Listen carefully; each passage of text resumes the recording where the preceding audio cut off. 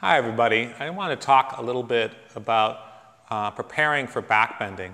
In a classic backbend like camel, and so I'm going to have Sarah come into camel, you're opening what's called by Tom Myers in the anatomy trains methodology, the deep front line. So that's the viscera. It's the most complex line of the body. It's the connective tissue that hold the viscera together.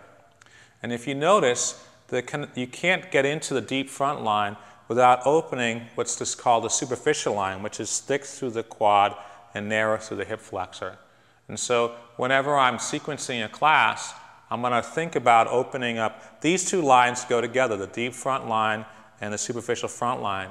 And the lunge, the classic lunge, is a perfect way to begin to work the superficial front line as a way to prepare for deeper backbend. So let's come into a lunge here. Just bring your left leg forward so people can see the hip flexors and the back knee down. Bring your palms to the top of the knee. So I teach this pose. The superficial front line begins in Sarah at the top of her foot here. The whole top of the foot is the superficial line. And so I teach this pose with the back foot down, and I'll actually have her push the back foot down, and that will engage the quad, which is the thickest portion of the superficial front line. And if that's not open properly, she won't be able to hinge properly at her hips and open the deep front line.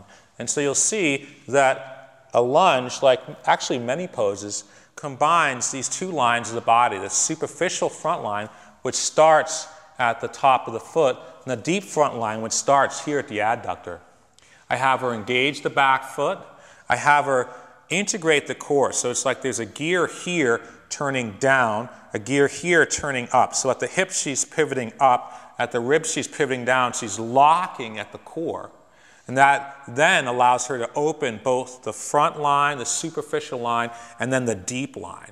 So this is a beautiful expression of both, and it's the kind of pose I recommend in preparation for a classic backbend.